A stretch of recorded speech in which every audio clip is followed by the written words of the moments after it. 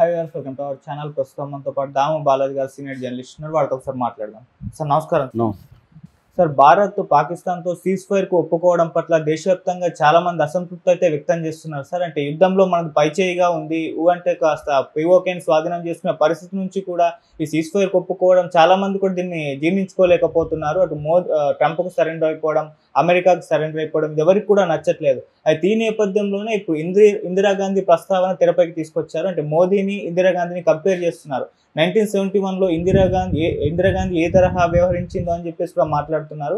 మోదీ కంటే పవర్ఫుల్ అని కూడా చెప్తున్నారు. సో ఈ టైంలో వీళ్ళిద్దరి మధ్య కంపారిజన్ తీసుకురావడం ఏ విధంగా చూడొచ్చు? మరి కంపేర్ చేస్తే ఎవరు పవర్ఫుల్ అనుకోవచ్చు సార్?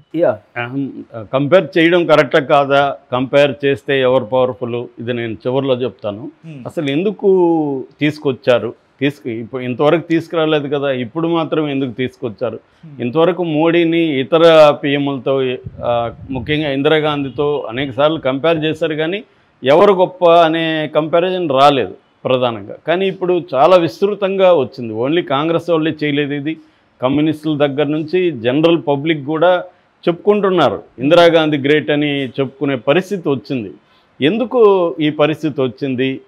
ఇందిరాగాంధీ ఏమి గ్రేటు, 1971 వారు ఏంటి, అప్పుడు ఆమె ఎలా బిహేవ్ చేసింది, ఈ విషయాలు మనం బ్రీఫ్గా చెప్పుకొని దాని తర్వాత వీళ్ళిద్దరిని కంపేర్ చేయడం కరెక్టా కాదా, ఇప్పుడున్న పరిస్థితులు ఏంటి, అప్పుడున్న పరిస్థితులు ఏంటి అనేది మాట్లాడుకున్నాం.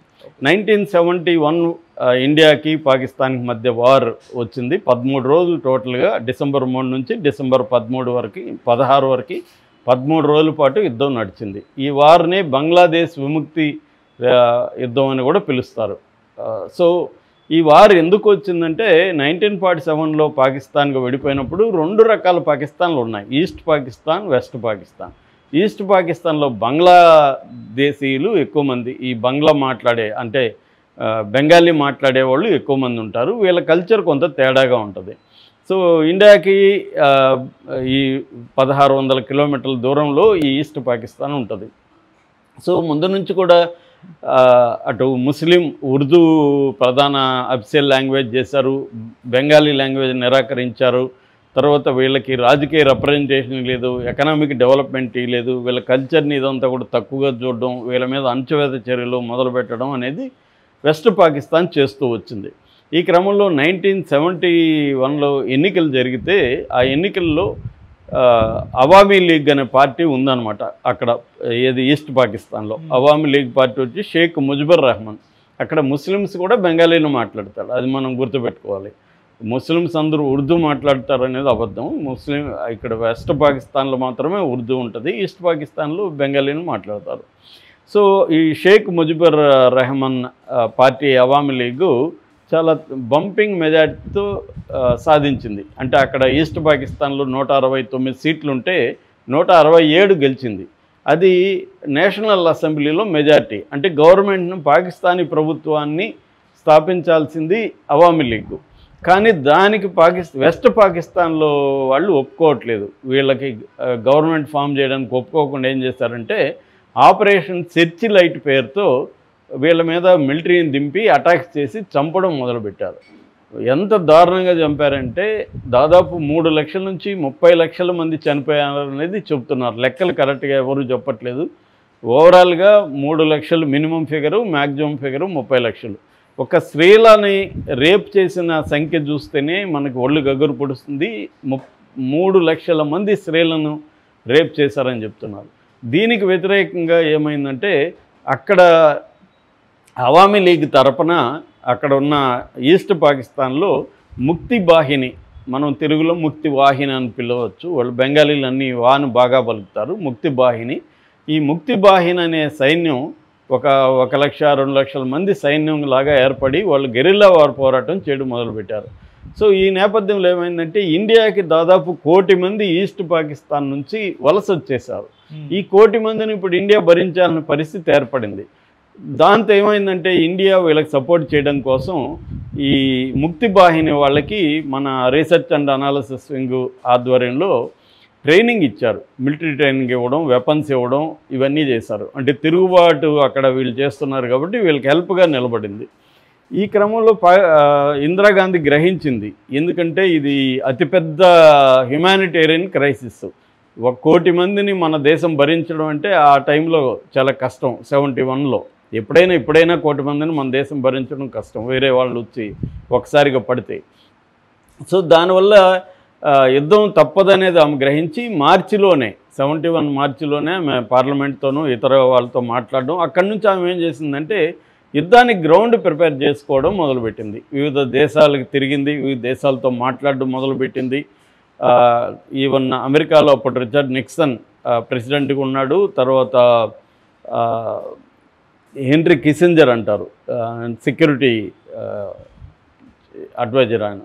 సో ఆయన వీళ్ళతో కూడా ఈమె మాట్లాడడం మొదలుపెట్టింది. దాని తర్వాత నిక్సన్ని కలిసింది. నిక్సన్ కలిసినప్పుడు క్లియర్గా నిక్సన్ వార్ని అవాయిడ్ చేయండి, మీరు పాకిస్తాన్ అంతర్గత వ్యవహారాల్లో జోక్యం చేసుకోవద్దని గట్టిగా వార్నింగ్ ఇచ్చాడు. కానీ నా దేశం, నేను నా పాలసీని మేము నిర్ణయించుకుంటాం, కానీ ఎవరో వేరే వాళ్ళు వచ్చి మాకు చెప్పాల్సిన అవసరం లేదని చెప్పేసి వచ్చేసింది. బయటకు వచ్చినప్పుడు హెన్రీ కిస్సింజర్, ఏమమ్మా మీరు అలా మాట్లాడడం తప్పనే ఒక పశ్చాత్తాపం లేదా మీకు ఇప్పుడు కూడా అని అడిగాడు. నీ అడ్వైజ్కి నా థ్యాంక్స్, కానీ నాకు అట్లాంటి పశ్చాత్తాపాలు ఏమీ లేదు, నేను మాట్లాడింది కరెక్టే. 1000 కిలోమీటర్ల దూరం నుంచి మా దేశాన్ని నియంత్రిస్తామంటే ఒప్పుకునే పరిస్థితి మాకు లేదు అని ఆమె నిక్కచ్చిగా చెప్పేసి ఫ్లైట్ ఎక్కొచ్చింది. దిగగానే ఆమె ఎయిర్పోర్ట్లోనే అప్పట్లో వాజ్పేయి ప్రధాన ప్రతిపక్ష నాయకుడు, వాజ్పేయిని కలవడానికి ఏర్పాట్లు ఆయనకి ఇన్ఫర్మేషన్ ఇచ్చింది. వాజ్పేయి కలిశాడు, వాజ్పేయికి ఎక్స్ప్లెయిన్ చేసింది. వాజ్పేయి కూడా నేను మద్దతు ఇస్తాన్నాడు.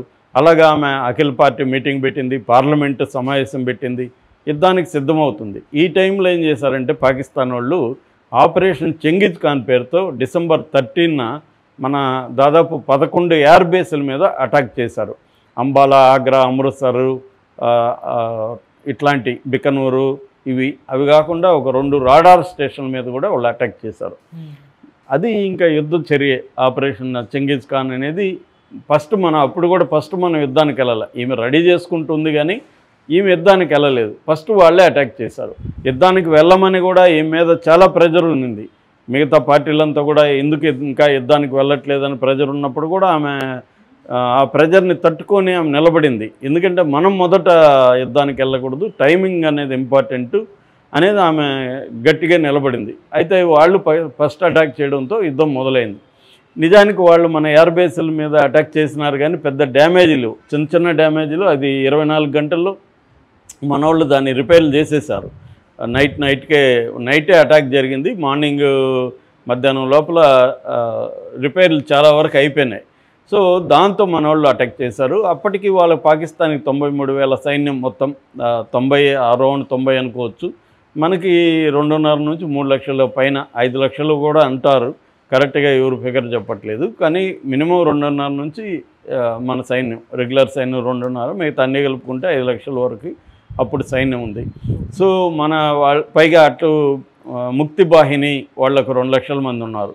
సో ఈ అటాక్ పెద్ద ఎత్తున జరిగింది, మన సైన్యం దింపింది. దీనికి అమెరికా పాకిస్తాన్కి సపోర్ట్గా నిలబడింది. ఎందుకంటే అమెరికాకి చైనా అప్పట్లో కోల్డ్ వార్ నడుస్తుంది. రష్యాని అప్పట్లో యుఎస్ఎస్ఆర్ అనేవాడు, సోవియట్ రిపబ్లిక్ అనమాట, United states of Soviet republic. So Soviet అనుకుందాం మనం. సో సోవియట్ యూనియన్ అని పిలిచేవాళ్ళు. ఈ సోవియట్ యూనియన్ ఏమో మనకి మద్దతుగా ఉంది.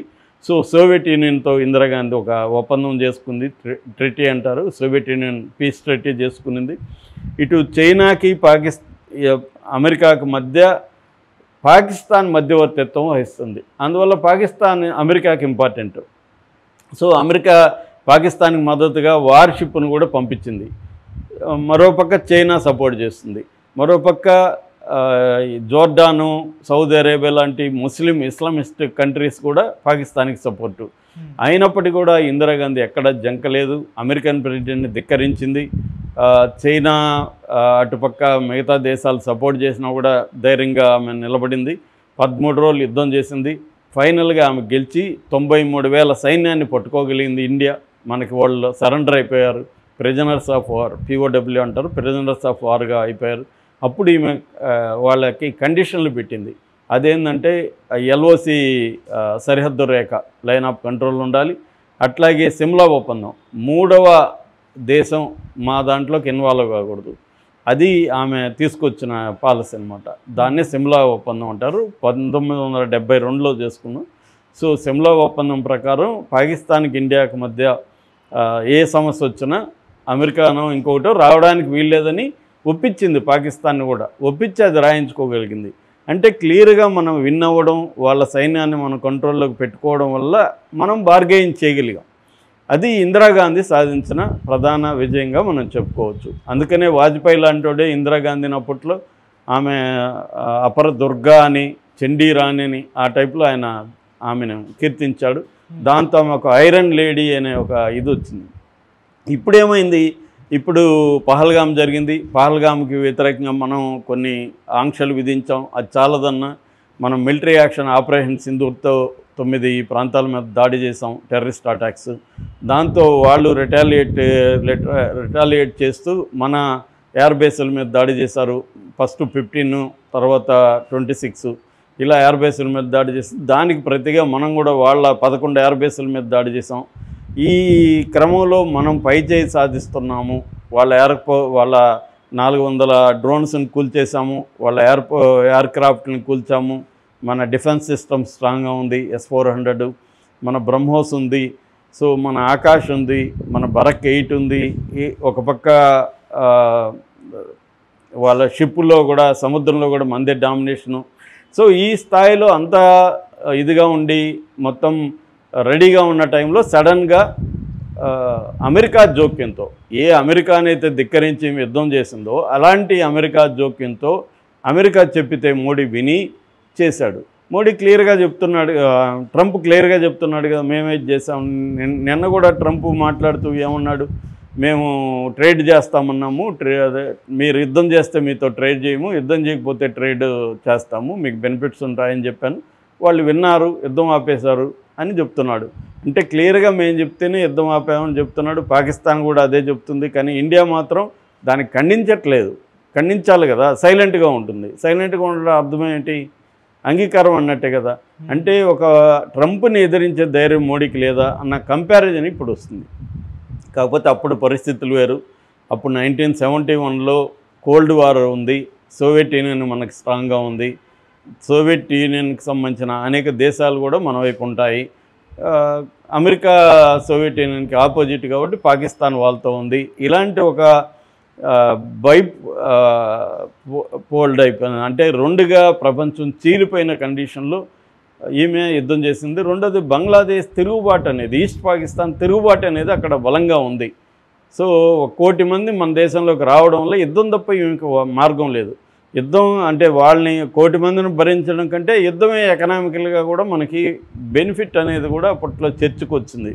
కాబట్టి ఆ కండిషన్ లేదు. ఇవాళ నిజానికి మోడీ చేసింది కరెక్ట్ నిజానికి. ఎందుకంటే డిప్లొమాటిక్గా మనం అసలు పాకిస్తాన్తో యుద్ధం అనేది మనం అనుకోలేదు కదా, యుద్ధం చేయాల్సిన అవసరం మనకు లేదు కదా. ఓన్లీ ఏంటంటే వాళ్ళు టెర్రరిజానికి వ్యతిరేకంగా మనం వాళ్ళకి బుద్ధి చెప్పాలని, టెర్రరిస్ట్ క్యాంపుల మీద దాడి చేయాలనేది మన టార్గెట్.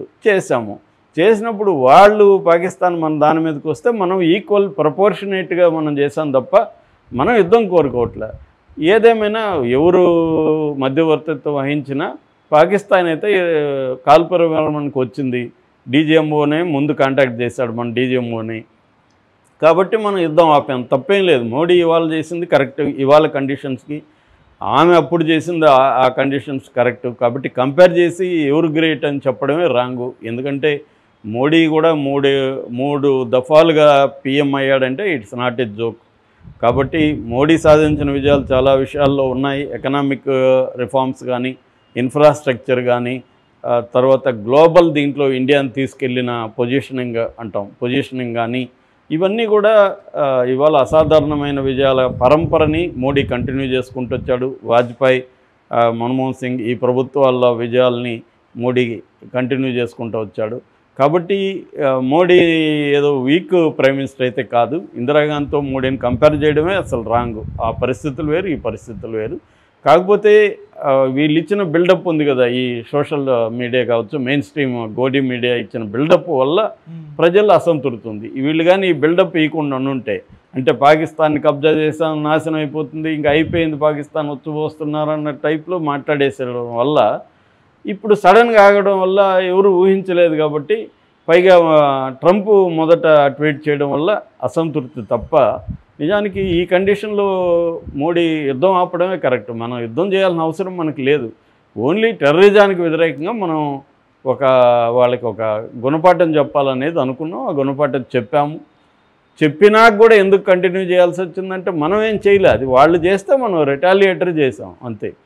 కాబట్టి మన గోల్ ఏంటి, ఇప్పుడు ఇవాళ 4th ప్లేస్లో ఉంది ఎకనామిక్గా, దాన్ని 3rd ప్లేస్కి తీసుకెళ్ళాలి. మన దేశంలో పేదరికం ఇంకా భయంకరంగా ఉంది, దాన్ని డెవలప్ చేయాలి. మన దేశంలో అనేక సమస్యలు ఉన్నాయి, మనకి యుద్ధం చేయాల్సిన అవసరం ఏమీ లేదు. పాకిస్తాన్ని దెబ్బతీసో నాశనం చేయాల్సిన అవసరం మనకేంటి.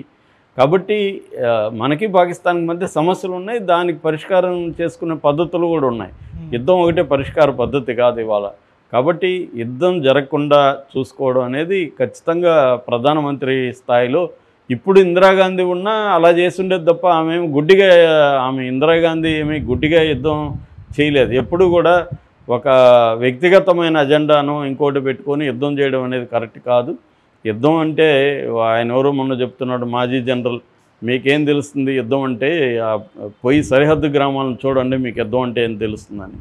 సో అందుకని యుద్ధం అంటే అసంఖ్యాక ప్రజల, లక్షలాది కోట్లాది ప్రజల ప్రాణాలు, తర్వాత వాళ్ళ జీవితాలు అన్నీ నాశనం అయిపోయి కొన్ని 100 ఏళ్ళు వెనక్కి వెళ్ళిపోతాం నిజానికి సీరియస్ యుద్ధం జరిగి న్యూక్లియర్ వెపన్స్ స్థాయి వేస్తే. అందువల్ల మోడీ తీసుకున్న నిర్ణయం 100% కరెక్టు.